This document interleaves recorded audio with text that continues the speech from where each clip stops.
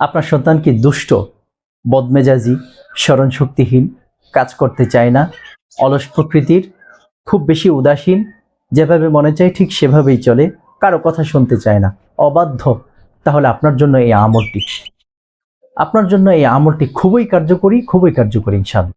এই আমলটি আপনি করুন, ইনশাআল্লাহ আপনার সন্তান ভালো হয়ে যাবে, আপনার সন্তান আপনার কথা শুনবে, আপনার সন্তানের মেজাজ খিটখিটে আছে, ঠিক হয়ে যাবে। আপনার সন্তান স্মরণশক্তিহীনতায় ভুগছে, পড়া ভুলে যাচ্ছে বারবার, আপনার সন্তানের মেধার মধ্যেও বরকত হবে ইনশাআল্লাহ। এই আমলটি বানানো কোনো আমল নয়, আল্লাহ পাক রব্বুল আলামিনের যে 99টি নাম আছে সেই 99টি নামের একটা বিশেষ নাম। ওই বিশেষ নামটি বিশেষভাবে আপনি যখন পাঠ করবেন তখন আল্লাহ রাব্বুল আলামিন আপনাকে এই নিয়ামত প্রদান করবেন। এই আমলটি আপনাকে এখনই বলে দিচ্ছি, ঘুরিয়ে পেঁচিয়ে কথা বলাটা আমারও পছন্দ না, তো ইনশাআল্লাহ আপনাকে সরাসরি এই আমলটি বলে দিচ্ছি। যে কোনো মাটির পেয়ালা বা পান পাত্রে, অর্থাৎ যে পাত্রের মধ্যে বাচ্চাটা পানি পান করে অথবা যে কেউ পানি পান করে সেটা দিয়ে তাকে পানি পান করালেই চলবে। মাটির পেয়ালা হলে সবচেয়ে ভালো, আপনার লিখতে সুবিধা হবে আর কি। ওই মাটির পেয়ালার মধ্যে আপনি ইয়া হাসিবু ইয়া মুকিতু, ইয়া হাসিবু ইয়া মুকিতু, এই দুইটা নাম পাশাপাশি 7 বার লিখবেন।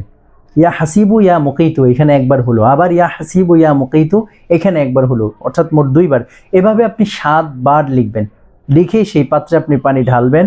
কিছু পানি আপনি নিজে পান করবেন, মনে রাখবেন অর্ধেকটা পানি আপনি নিজে পান করবেন আর অর্ধেকটা পানি আপনার বাচ্চাকে পান করাবেন। অর্থাৎ যে বাচ্চাটা স্মরণশক্তিহীন, কাজকর্মে অলস, দুষ্ট প্রকৃতির, কথা শুনতে চায় না, সেই সন্তানকে অর্ধেকটা পানি পান করাবেন।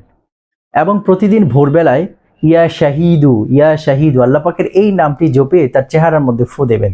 ইনশাআল্লাহ আপনার সন্তান খিটখিটে মেজাজ থেকে মুক্তি পাবে, আপনার সন্তান আপনার কথা শুনবে, আপনার সন্তানের সব দিক থেকে ইনশাআল্লাহ ভালো হবে।